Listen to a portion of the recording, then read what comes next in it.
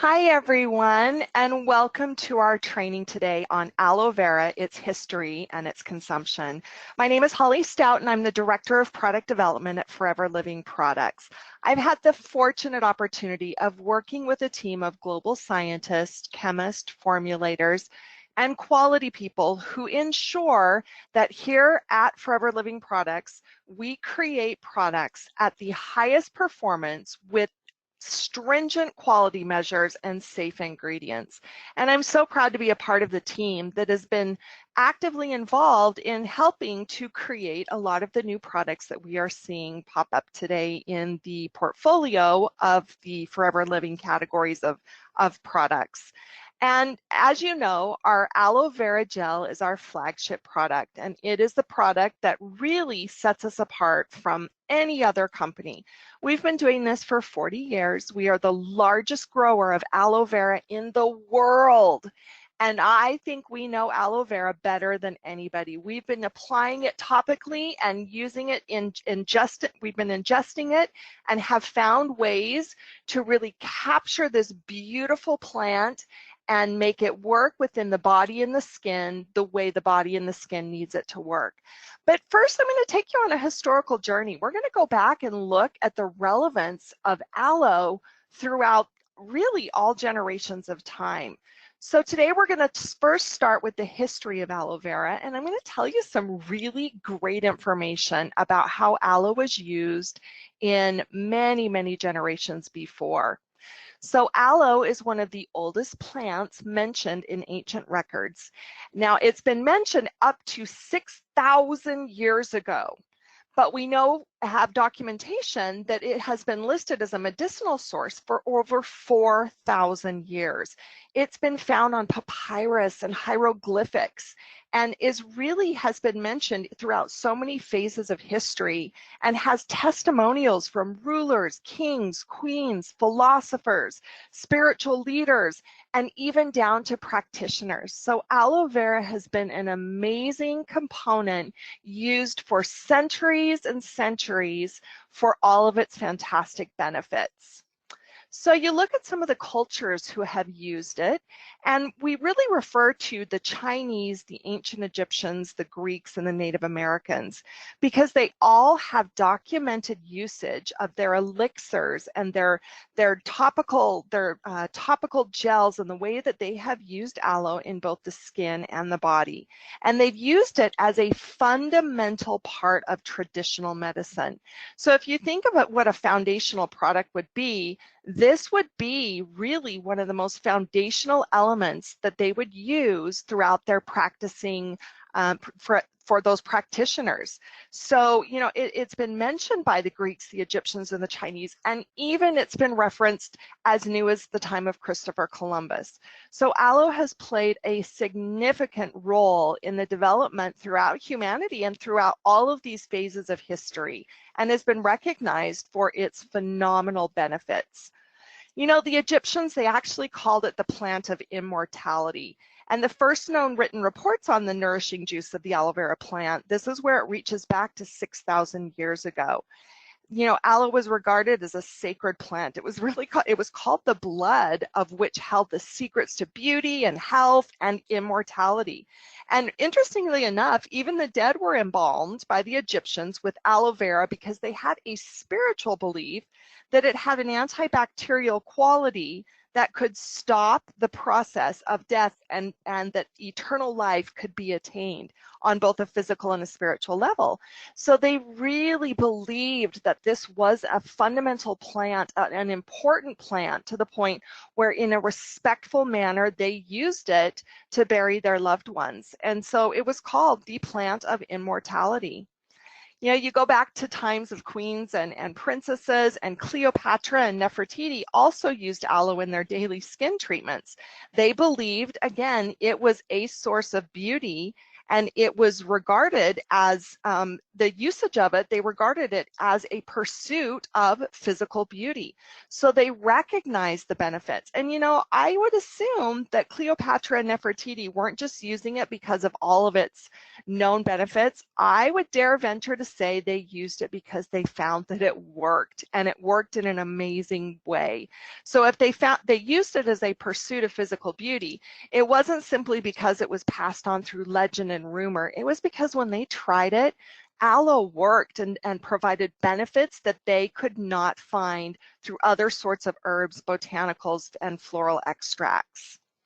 You know, the history of aloe vera is actually traced back to the Silk Road trading routes. You know, the Silk Route actually extended over 4,000 miles, and it opened up the ability to develop and expand the civilizations of China, the Indian subcontinent, Persia, Europe, and Arabia, and it really helped to open a long distance interaction between these civilizations. And it was called the Silk Road simply because silk was the primary traded product. But the Chinese also exported or sold just simple things like teas and salts and sugar and spices and even aloe. But you know, mostly it was expensive luxury goods, and aloe was considered one of these expensive luxury goods that they imported or bought. And they made these trips simply because the merchants, that was a long way to travel, and they made those journeys count, and they traded only the most valuable elements that they could take back and then use and sell in their civilizations. So aloe's been considered a very, very valuable and a tradable commodity. In Japan, aloe was known as the royal plant, and the juice was consumed as an elixir. It was so revered and so precious that it was consumed as an elixir. If you think of what an elixir is, it's something that's so special and is made with so much care and has such an amazing benefit. They turn it into this royal plant into an elixir. And the samurai even used it as a liquid for rubbing on the body to relieve pain from sprains and strains. The samurai extremely active in their actions, and obviously they got bumps and bruises, and they used aloe, this royal plant, to help relieve those areas of their bodies that took a beating. You know, we even go back as far as to King Solomon in the Old Testament in the Bible, where aloe is mentioned. So in Psalms 45:8, it says, "All thy garments smell of myrrh and aloes and cassia out of the ivory palaces whereby they have made thee glad." So you can see the references to aloe throughout the history of time has really revered this plant as royal, as immortal, as a physical pursuit of beauty, and has really been just one of those plants of all the plants in the world that has been mentioned and seen for up to 6,000 years. So you got to imagine that all of those generations and all of those civilizations, they were onto something. They knew something, and you know what? They were absolutely right. And at Forever Living Products, we knew that aloe was an amazing product and sought to find a way to really help people all over the world look better and feel better. So when you look at the aloe vera by itself, let's talk about the plant. It's one of the most studied herbs in the natural products category. Now, I want you to think about that. If you were just to look outside your window and look at all of the trees and the plants and the shrubs and the herbs and the flowers and the vegetables and the fruits, and you think of all of those species, and then you think of what we actually study from a scientific level, that's really important to know that aloe is one of the most studied herbs in the natural products category. Again, it's because they know of those valuable benefits, and of course they're studying to find out more and more every day. An adult aloe vera plant reaches maturity at 3 to 4 years, and they can reach a height of 30 inches with leaves up to 30 inches. So they grow, and they're actually a beautiful plant when you see them up close and personal. Now, there's one thing also really important to note, that there are over 400 species of aloe. 400. But we're not going to just talk about those 400 species. We're going to talk about the aloe vera that we use today. because aloe vera contains over 200 biologically active constituents, and the primary beneficial compounds are polysaccharides. So aloe polysaccharides actually provide benefits both orally and topically. And ace-mannan, which is a polysaccharide, is unique to aloe plants. And ace-mannan is the component that sets aloe vera apart from the 400 species of aloe. Now, I want you to just think about that for a minute. We talk about aloe and we say aloe and we know there are 400 species, but when we say aloe vera, that is the species that sets itself apart from all of the other aloe species, and aloe vera is the one that has those high concentrations of ace-mannan and has polysaccharides. So, you know, polysaccharides are really essential for today's overall health. The body uses them in such amazing ways. And, you know, with our aloe drink, you can actually tap into those polysaccharides with this wonderful rich aloe gel. So let's talk about the benefits and the science of ingesting aloe, because really at the end of the day, we had people throughout civilizations who applied it topically for all different uses, but we also have a wonderful forever aloe vera gel. So let's talk about the science of ingesting aloe and what that actually looks like. So we know that it helps to promote healthy digestion and really helps to soothe the gut. You know, today you're hearing more and more about the microbiomes in the body, and these are individually unique to you.